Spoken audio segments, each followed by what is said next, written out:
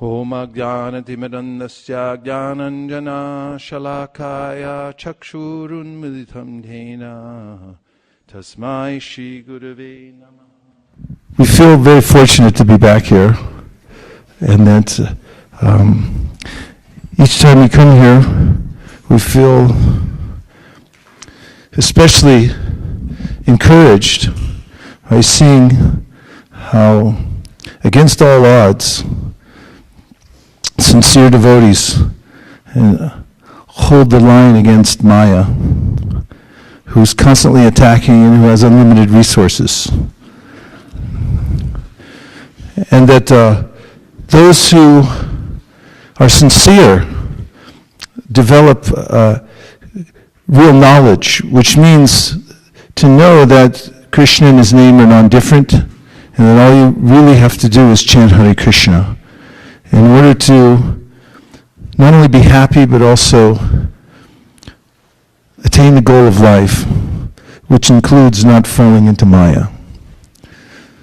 So thank you very much for all that you're doing to help yourselves and help the whole world by strictly following in the footsteps of His Divine Grace A.C. Bhaktivedanta Swami Prabhupada, who is unusually empowered by Lord Chaitanya, by the standards of all the acharyas who have appeared in the world. Srila Prabhupada is a shining light, and somehow we're fortunate enough to be here at the same time that he has appeared. When I say same time, even those who weren't here a few years ago when he was just walking on this floor, the very floor you're sitting on, I think, unless he changed it once. In geological time, he was only here a couple minutes ago.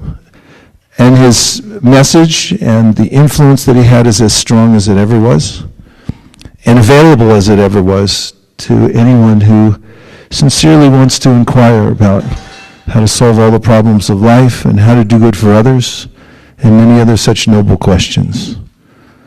So this temple stands as a beacon for the rest of the world. I hear about it wherever I go. Devotees mention the Denver temple. And sometimes when you're in a place, you're not able to appreciate it as much as when you're not in a place. Sometimes from afar, it's easier to appreciate what you have. When you're in the midst of it, oftentimes what you see is the daily struggle to remain Krishna conscious and to cooperate, and other such very difficult things to do. However, the effort that you take to do this is an investment which does not go unnoticed by the Supreme Personality of Godhead. In fact, those who dedicate their lives to the process to the best of their ability throughout this lifetime, however imperfectly they may perform it, will be honored by the Lord, are honored by the Lord as great sadhus. Apichet sudaracharo bhajate mam ananyabhak sadhureva samantavya samyag vyavasito hi saha. Krishna says in the Bhagavad Gita that those who are trying to be Krishna conscious, even though they're doing it imperfectly, are to be known as sadhus. Those who are noteworthy human beings. And humans are already dear to Krishna. He says so in the 11th canto of the Srimad Bhagavatam. What to speak of those humans who have turned their attention towards him in the process of devotional service. So I thank you all very much for doing what you're doing. Not one moment of the service that you're doing will go in vain.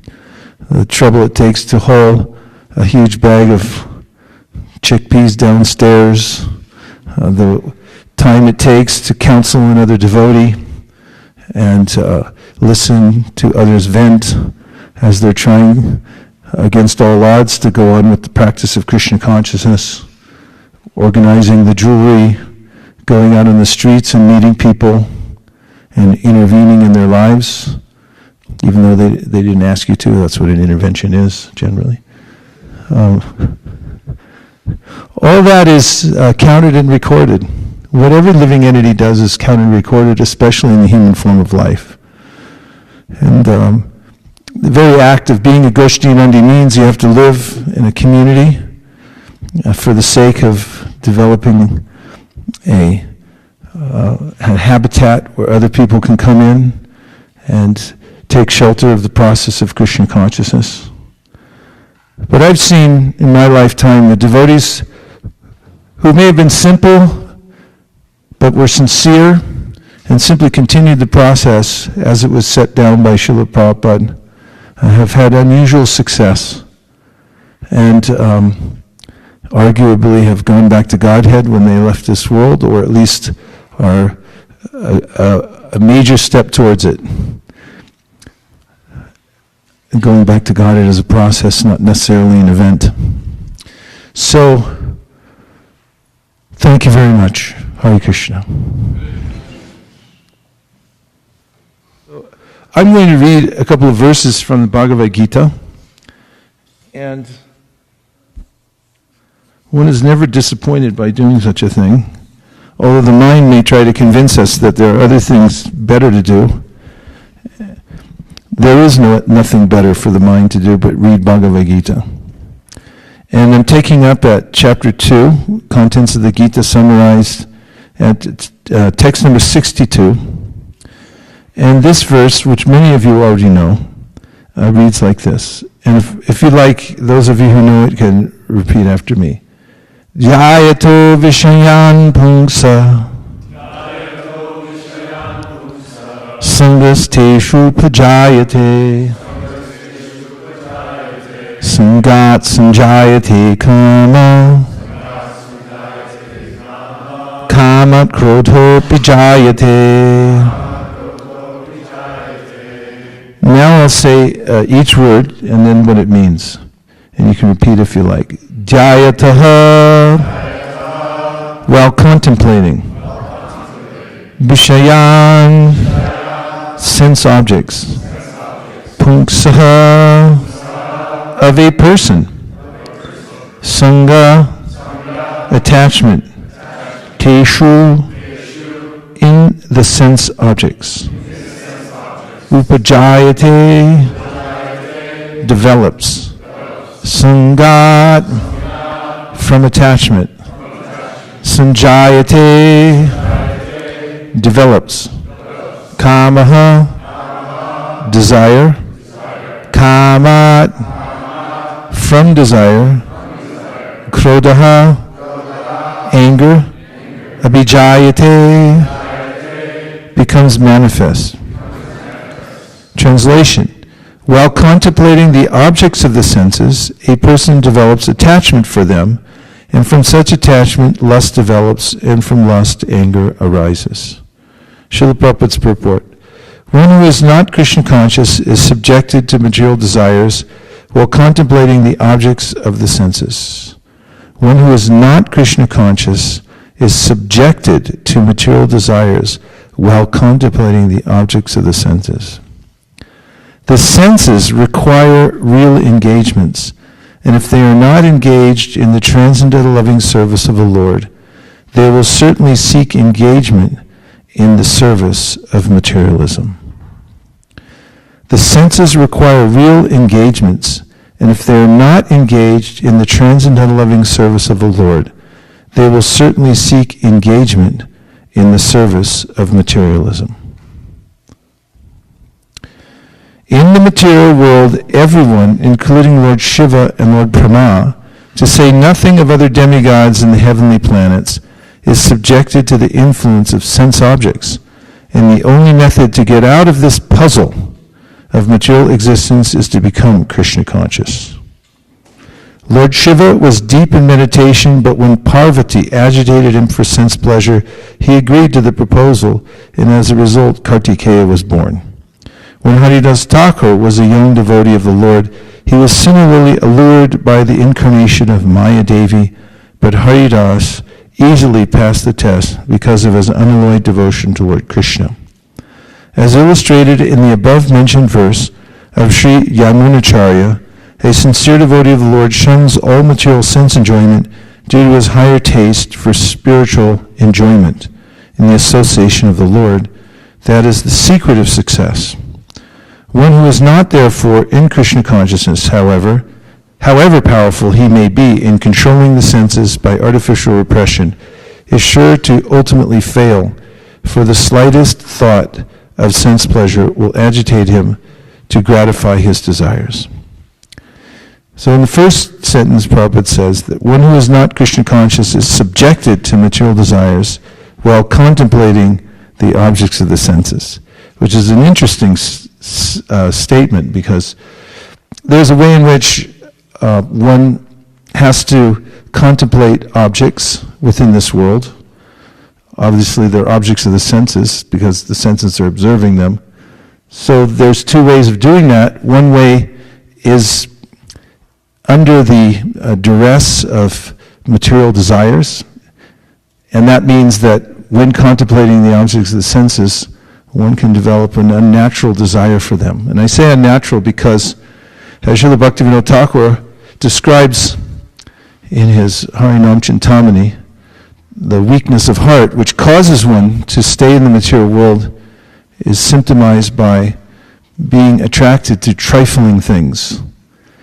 And compared to the quality of energy that is the consciousness of each living being, everything in the material world is trifling. Everything's a trifle. The whole material world's a trifle. In fact, in the Kevala Namashtakam, the anonymous devotee who wrote that, writes how it is that a person who has experienced the grandeur and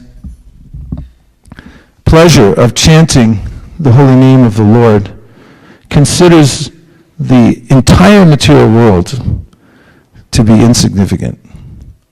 He sees it the way Brahma may see a little ant.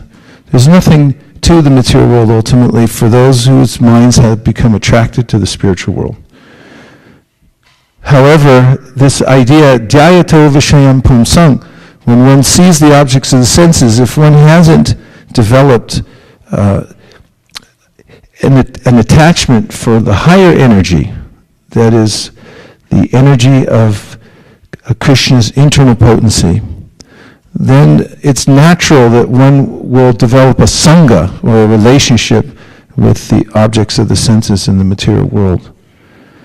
And so one of the ways in which one can be attentive or progressive in one's spiritual life is to notice where one's attention is going. As an old saying goes, where attention goes, energy flows. And we project ourselves into the material world by giving it our attention. However, by noticing where we put our attention, this is called the practice of yoga, by deliberately pointing our attention towards the higher quality of object, then we can actually increase our own consciousness. When I look about the material world without any training for the mind, it's natural that I'll see various things that attract my attention. And Krishna says, don't do this. In the Bhagavad Gita, he mentions that the person who's not fixed on a higher object of meditation will naturally be diverted into what he calls bahu shaka, hi anantas cha, which means that unlimited places to place his or her attention in the material world. Bahu shaka means his or her intelligence will become many-branched, have many directions to run. As the old saying goes, if you try to chase two rabbits at the same time, you'll end up getting neither of them. And so yoga means to determine through hearing from the authoritative sources, especially the Vedas and especially the Srimad Bhagavatam, what is the ultimate object on which one can place one's attention, and then very deliberately bringing one's attention back to that supreme object, which happens to be Krishna. It's in our line of teachers, the Goswamis, who are direct disciples of Sri Chaitanya Mahaprabhu. they have brought out this verse from the Srimad Bhagavatam, Ete chamsha kalapumsa krishnastu bhagavan swayam indrari vyakulam lokam hridayantu yuge yuge. That of all the incarnations of the Lord, the source is Krishna, and he's the Supreme Personality of Godhead. And Krishna himself says in the Bhagavad Gita that if you make me the object of your attention, then you're known as a person who knows everything, because you know the source of everything, and you also know the purpose of your life. And when one then deliberately focuses one's attention on Krishna, then one feels properly aligned. And the best way to do that is by developing a service mind. And that means that I think of ways in which to serve Krishna. So bhakti is very practical in that way, because first of all, we have deity worship.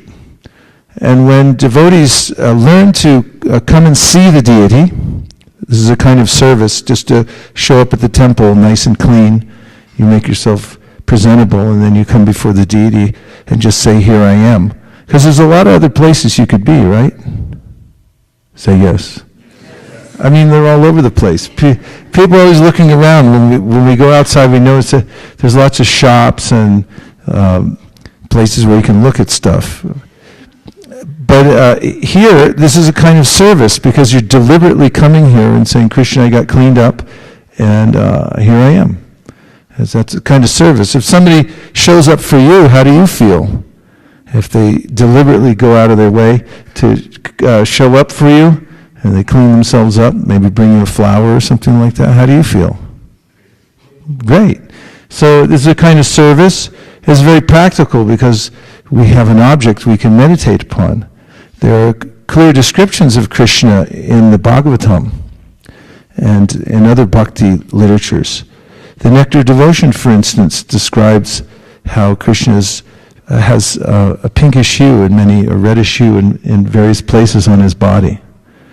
And they describe the way he wears his hair, kind of instruments he plays. He has a lot of different kinds of flutes. And devotees can become interested. If a person becomes interested in these features of the Lord, then his mind can become engaged. And then there's a practical way in which, through the Panchatrikividi, one simultaneously comes in contact with the Sattva Gun, and also has an engaging way in which to serve the Lord. For instance, I remember when I first came to the temple, and they cleaned me up. I'd say, never grow your hair like this again. I let it get matted before I came. I had a vow I wouldn't comb my hair or anything like that before I came, because I thought I was a yogi. And then so they shaved it off. I remember the person, Tejamaya, he was shaving my hair off, and he goes, never do this again. I go, all right. But they got me cleaned up. They showed me what clean meant. I never knew. And then they put me in part of the pujari room to make flower garlands. And I remember thinking, like, now this is clean, and this is pure, and this is nice. I felt overwhelmingly sanctified by the atmosphere. The flowers, which I wasn't to smell, I was only to do a service, which I obediently did, because I was being given instruction. And then there's music playing in the background, and I felt happy, and in a beautiful environment. And then there was music. And when the music came on, I remember devotees started dancing. The first devotees I saw in a kirtan, I had come to the temple, and there were two devotees had just taken sannyas in India. And then they had come back to San Francisco. They were going to start a traveling party. And they would have kirtan together with a few other devotees. And one of them used to jump really high in the air. He was a good jumper. And I remember watching them and seeing, when the kirtan would really get going, one of them would start jumping high in the air, and I thought, he's seeing Krishna now. And many of the sights and wonders when I first walked in the temple, the smell of clean, what does clean smell like? And what does the incense smell like? What is the smell of flowers everywhere? Why have flowers everywhere? Not many people do until they die.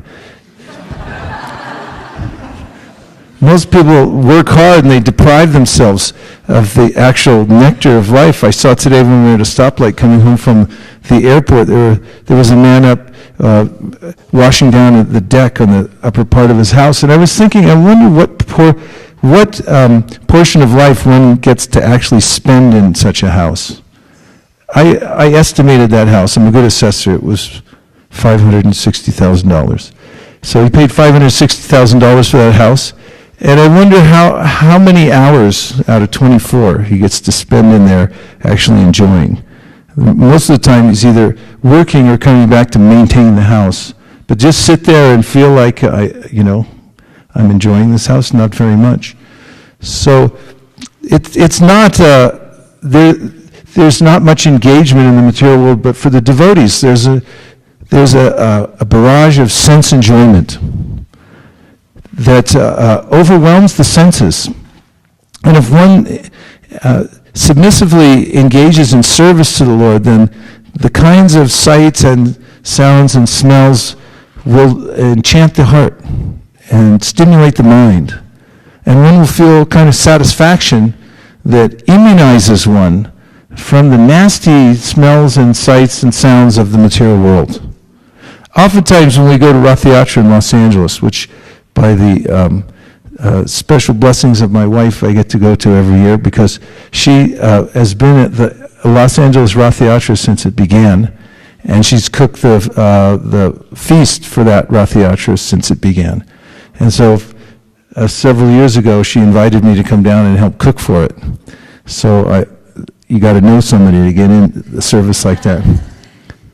And I've had this experience being at the Rath Yatra, and all we do is engage in service for several days, absorbed in the kitchen, on the block in Vaisesika. And then after 3 days, you drive down the street to the Rath Yatra, and you see people walking around, and you think like, oh, they're still out here. What are they doing out here? Going to a liquor shop or listening to some music that has very bass kind of vibration to it and so forth. It seems such a stark contrast to the nuance and aesthetics of the spiritual world and the spiritual sounds. So keeping one's senses engaged in service to Krishna through deity worship, and then through the practice of chanting the Mahamantra, by repeating the names of Krishna and then listening to the sound and remembering what it means, that it's a prayer, that please engage me in your service. These give one this higher taste so that one is not immediately attracted to the material world. Of course, there are ways in which, as this verse describes, from contemplating the objects of the senses, one develops a sangha with them. So, because of my involvement in the material world, after in so many lifetimes, there's a continuum of lifetimes. This is not the first time. Many times I've appeared in a physical, mental, and gross physical body, and have engaged my senses in various ways, and therefore there's a kind of residual effect of that. So even as one's practicing bhakti, the residual effect will come back, and one will experience it. And just on the point of dhyayata, or contemplation, where we place our attention, it makes a big difference. Where you place your attention, well, first of all, let me say this before I ask for reflections, and that is that all we have is our attention. We may think that we have one asset or another, but ultimately, if we reduce what we are as living beings, we are tiny units of attention.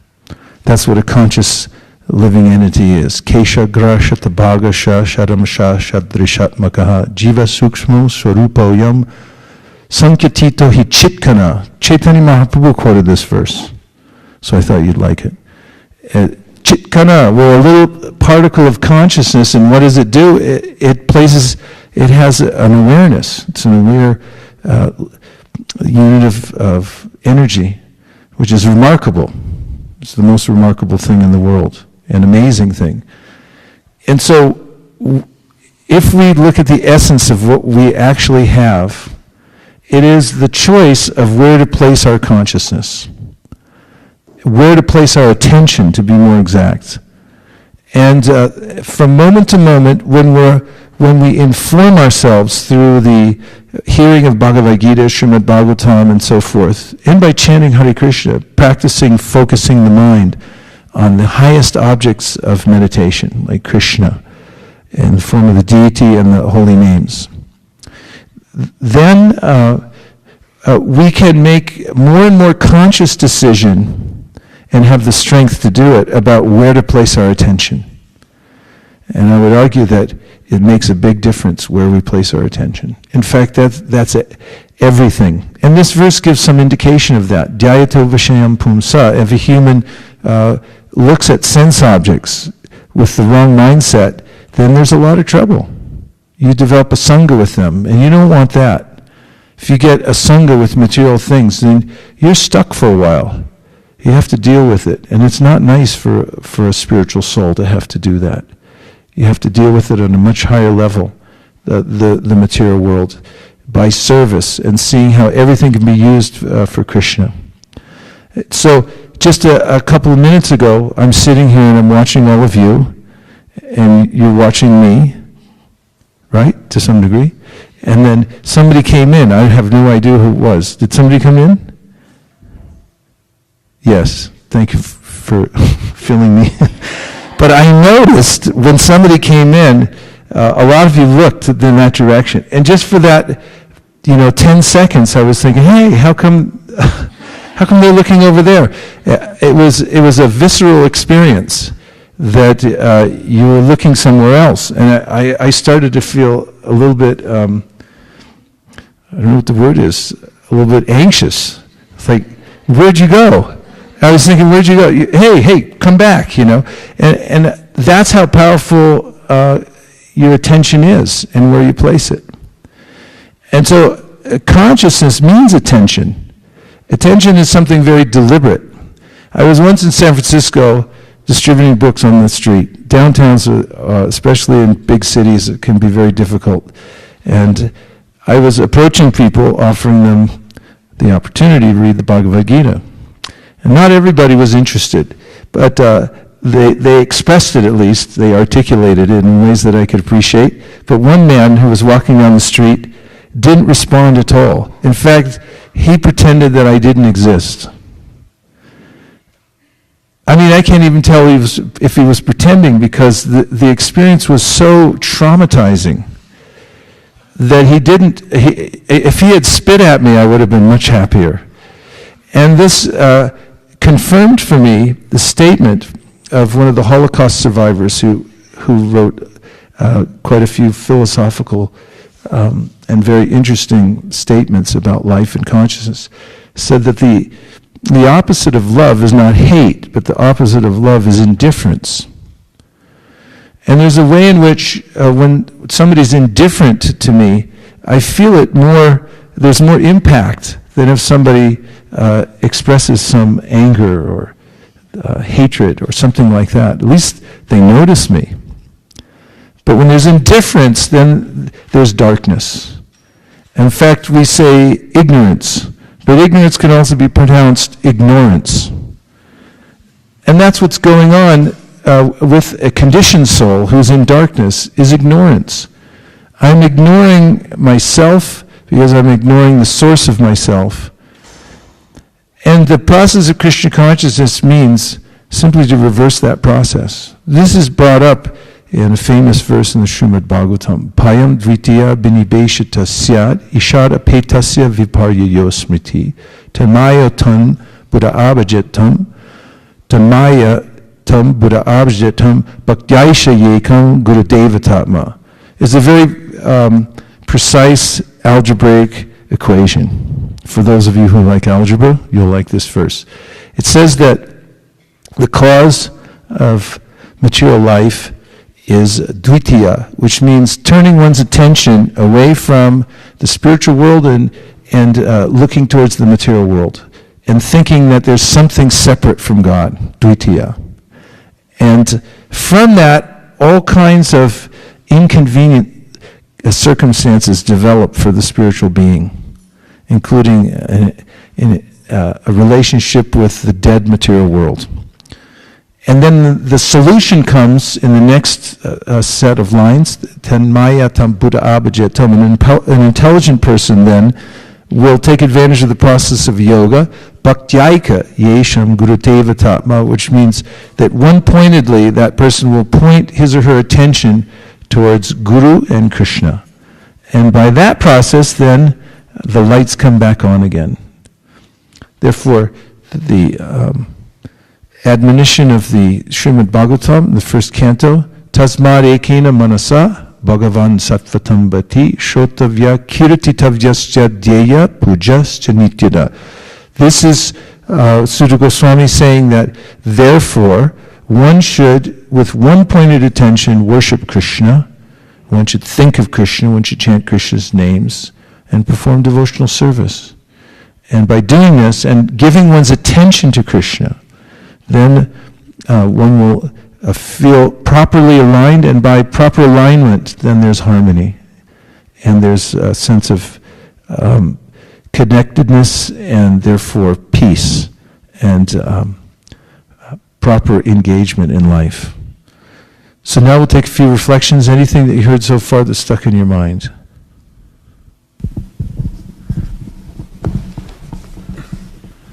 Nagar Kirtan Prabhu. I like what you said about how if we engage our senses in Krishna consciousness, then our senses won't be entangled in the gross things of the material world. Yes, and you have to do it every day. Because what happens is that if you don't do it every day, in fact, every morning and every evening at least, then the senses will run off on their own. And when you get them back, it is unknown. They can wander off a long way and it takes a long time to get them back. So it's always best to, when one discovers what the goal of life is, to be very careful and deliberate about how one focuses one's attention. And although it may seem excessive to the materialistic mind, which says, why don't you lighten up a little bit and have some fun here in the material world, those who are sincere and have recognized the opportunity that they have in the human form of life will take time morning and evening to hear, chant, and remember about Krishna. So some of the best ways to do that are by chanting Hare Krishna. This is the most highly recommended process, to chant Hare Krishna. And it's especially recommended to chant Hare Krishna and pay close attention to what you're doing while you're doing it. And miraculously, if you do that, then your life will become progressively better in all ways. Just by that one thing. If you just decide that I'm going to pay attention. Now this is the hardest thing that you can possibly do in life. And it's the most frequently asked question. Wherever I go, I always have somebody come up to me and say, you know, it's really, really hard to control my mind. And when I chant, my mind goes all over the place and it's very difficult. On the other hand, if one simply tries to do this, if you recognize the fact that it's difficult and don't give up, and you continue trying to chant Hare Krishna, especially the japa in the morning time, by concentrating your mind and doing everything you can to overcome the whimsy of the mind and the ways in which it wants to run off to other places, that you'll gradually, over time, become the greatest of all yogis. Just by that one process of chanting Hare Krishna with great deliberation and seriousness, and not giving in to the mind's demands, saying that I want to do something else. So what if you want to do something else? You've been doing something else for billions of lifetimes, and look where it got us. You're not in charge anymore. You blew it. You lost your opportunity. No more. Krishna tells Uddhava that the mind has fearsome godlike powers over the living entity. And it's for no other reason except for the mind's whimsy that I've been in the material world life after life. So enough's enough. That's the mood of serious devotee. Enough's enough. I'm going to chant Hare Krishna. And making that deliberate choice will make all the difference in the world. Yes, what else? Vrindasundari. Okay. Yes. I appreciate the point that you made. You're saying when we neglect to associate with the higher aspect of something. So I was thinking about with people, the way that we give them attention, and are we doing it in the highest aspect, seeing that higher aspect of them when we give them attention? Yeah, well, one thing is to recognize the higher aspect really is that they're spiritual beings. And also to recognize that spiritual beings are sensitive. That may sound like maybe even a very entry-level kind of understanding, but it's very important. And I've noticed recently, because I've been thinking about this principle of attention and how it works. I have a good friend that I talk to regularly on Skype, and he has a habit of looking at his watch. It's just a habit, because he's a very regulated person, the most regulated person I know. I hope I'm not giving anything away here. So as I'm talking to him, oftentimes he just out of habit looks at his watch. And for some reason that really irritates me. And so when he does it, I always have this reaction. I say, okay, you got to go? I got to go too. See you later. And he goes, no, stop. I didn't mean it. You know I didn't mean it. Now come back. But I think of that. If you looked at it in slow motion, then you'd see that it was only a millisecond that he turned his wrist like this and turned away. And what is that energy that's taking place from me to another person as we're making a conscious connection? And if I just turn it off for 1 second, what happens how does the other person feel when I turn it away? On the other hand, if I give my full attention to somebody, they become very surprised, because it doesn't happen very much in this world. People generally don't give that a high quality of attention to others, because I'm thinking while the other person's talking, when are they going to leave me alone? And when they stop talking, I'm going to say something that's better than what they said. And many other various ways in which I don't give full attention to what the other person's saying. So I had experienced recently when I was in Mayapur. I was at some meetings, and they were tedious, to say the least. So I was sitting out in the area where you can get snacks and just sit there and look out into Mayapur wilderness, and thinking, minding my own business. And a very enthusiastic devotee came up and sat right next to me. And then he wanted to tell me something important. And so then I was thinking I have two choices. One, I can sort of half listen to him and look off in the distance while he's talking. And then, he'll kind of get an idea that maybe I listened and maybe I wasn't so interested. Or I could give my full attention. So I decided that I was going to give him my full attention. It was a conscious choice. I made it in a split second. I thought, this one or this one? I thought, it's more noble to give him attention. He's a devotee. Krishna likes all living entities. He gives them attention all the time. He's always there. Even when they go into lower species of life, he still gives them attention. So I said, this is what I should do. It's the right thing. So I turned my chair and I gave him full attention, physically, mentally, and I just looked, and he jumped. And he actually said these words, he said, no one's ever done that before. It's such a small thing. All I had to do was actually decide that I was going to give up my agenda of being tired and uninterested, and I was going to give another living entity my attention. And I turned my chair and I dropped all the other things I was thinking about, worrying about, and I gave and I aligned myself so I was looking right at him. And do you know what happened? He told me some things that were very important, and then we became best friends. I mean, he became I mean, there was such a conscious feeling connection that took place. And part of it, the doorway was open because I made that conscious choice and I turned my attention towards him. So living beings are already higher energy. It's just a matter if I think about it. The Sri Upanishad says, Yasmin sarvani bhutani atmaivad bhut vijanataha tatra ko mohokashoka ekatvam manupashyataha. One who always sees everything in relation to the Supreme Lord and sees the Supreme Lord within everything, never hates anything or any being. One who sees the Supreme, one who always sees all living entities as spiritual sparks in quality with the Lord, one in quality with the Lord, never hates anything or any being. What then can be illusion or anxiety for him? And the word is anupashyati in the verse, which means that you should follow what the scriptures say, that these are living entities, therefore you should respect them, give them your proper attention. And if you do, then the world changes and the relationships change.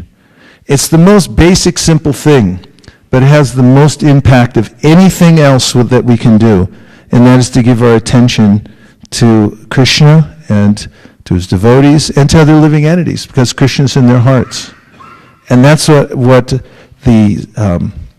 that's how we elevate ourselves in this life, by being deliberate about our attention. And that's how we develop deep relationships also. Yes, you had a point. Thank you. I had a realization. I just wanted to appreciate what you said about the man working on his deck, and he was working really hard and not being able to enjoy it, and how many hours of the day would he have to spend time to do that. And then it reminded me of being here in the temple and working for Krishna and doing everything that we're doing as services to please Krishna. And I just had this image of like us all being servants and like running around after him. So I just wanted to appreciate that because it was a really nice realization. And so with regards to not having, to do this for Krishna, for example, I have a friend in Florida who's listening in, and they have a question regarding your realizations on false renunciation. Maybe you could say something on that. Sure. One response, though, to the person cleaning their house and the percentage of time he gets to stay there and so forth, and that is just that in any endeavor, there's a lot of work to set up to set up whatever it is, and there's a lot of work taking it back down again. For instance, take cooking, for example. It takes a lot of trouble, especially if you're growing your own food, which, I mean, now we have divisions of labor. Somebody else grows our food for us generally, and we just go pick it up. But even if you have to do that, you still got to go pick it up. Then you have to prepare it. Then you have to cook it. That takes a long time. And then after the meal is served, you have to clean up. And that takes a long time too. Am I incorrect about this? In the interim, the serving and eating part, that's a fraction of the time. It's just a few minutes, like, boom, boom, boom, thanks a lot.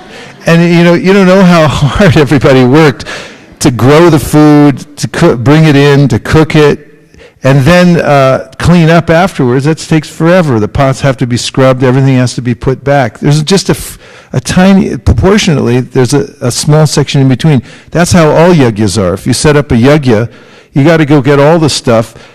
Technically, you're supposed to measure it using geometry to make sure that the yagna stali is properly aligned. Otherwise, the whole thing doesn't work. Of course, Kali Yuga, you just chant Hare Krishna. But the point is that it takes a long time to set up and a long time to take down. And in the middle, you just say a few swahas and that's it. So the real kernel, what's inside what we're doing is what's important, but it takes a lot of work to set up and take down, but it's all worth it when you're doing it for yagya. When you're taking all that trouble to set up and take down, to get that one kernel in the middle, that 10 minutes of chanting Hare Krishna with full attention with everybody there, that's worth you do that one time in a lifetime, and practically you're guaranteeing your success. It's such a powerful yagya. What to speak of doing it over and over again. So it's worth the trouble when you're doing it for Krishna. But when you're not, all that same work is there, and you only get the little part in the middle, but you really don't get any credit. And that's not very good. As far as false renunciation goes, there's 3 paths in life. One path is the path of material enjoyment, and it doesn't work. And anybody who hasn't figured it out yet will later, after many lifetimes. It just doesn't work, because we're incompatible with the material world, and whatever we desire to get here will not satisfy us, because it's superfluous to our original nature. And then the path of renunciation is kind of an opposite path. One comes to a realization that the material world is cumbersome, and I'm a subtle being, and therefore I'll renounce all gross material things. And that's a reaction to being entangled materially. It's a pendulum swing called bhogatyaga. But the path that's not artificial is the path of dedication, or bhakti. When one dedicates oneself, it's very natural to dedicate oneself to service. And in service, one uses everything to serve our original divine source, Krishna, the Supreme Personality of Godhead, and reconnect it with Krishna to please his senses. The more knowledge one has about how one's doing service, the more refined the service becomes, the more intense it becomes. And even if one begins in a preliminary way of performing service, then the renunciation becomes effective, because we're not renouncing anything out of a misunderstanding that it's troublesome to me or belongs to me in the first place.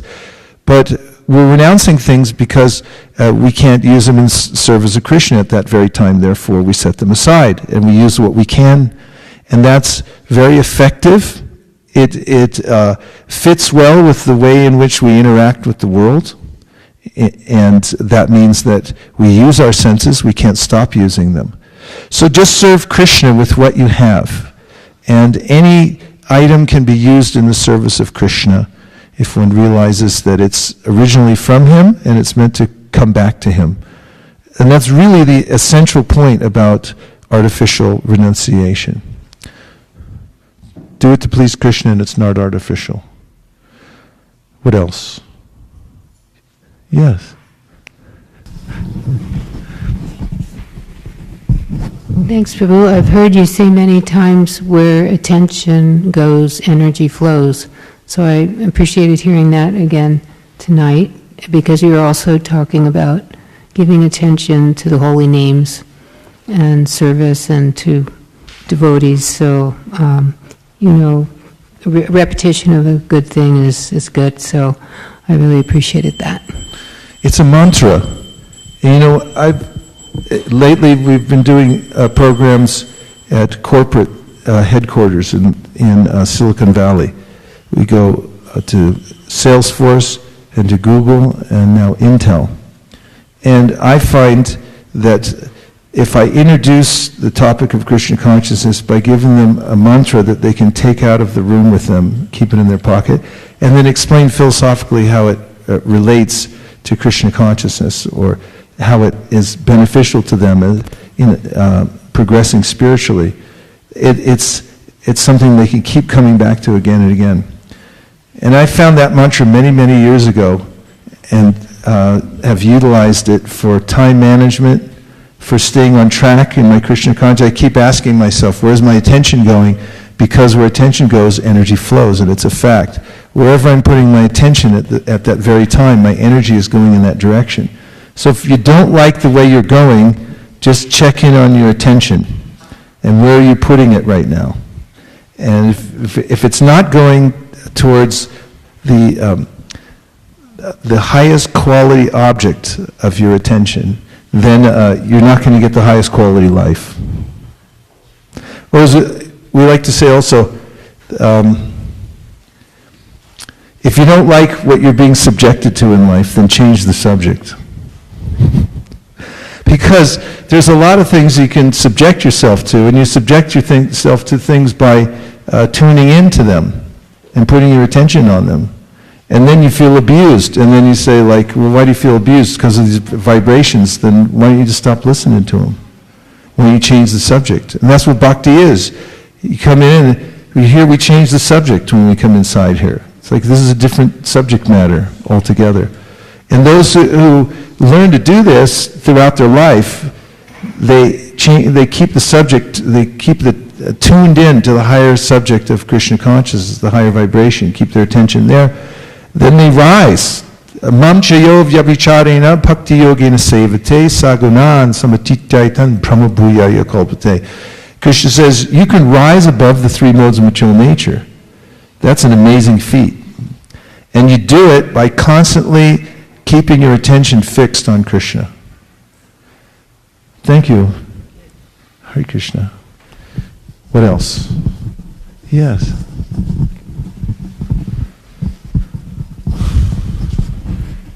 Five minutes counting.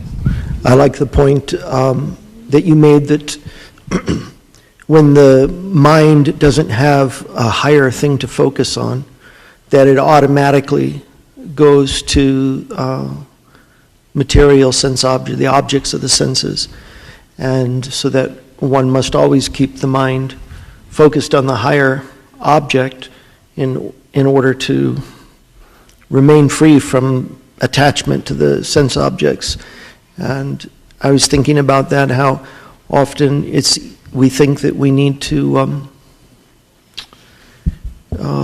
give ourselves a mental break, and how dangerous that is. And I wanted to ask you if you could just comment on, how to keep yourself continuously focused, and how dangerous it is to allow the mind to just have its own way and autopilot.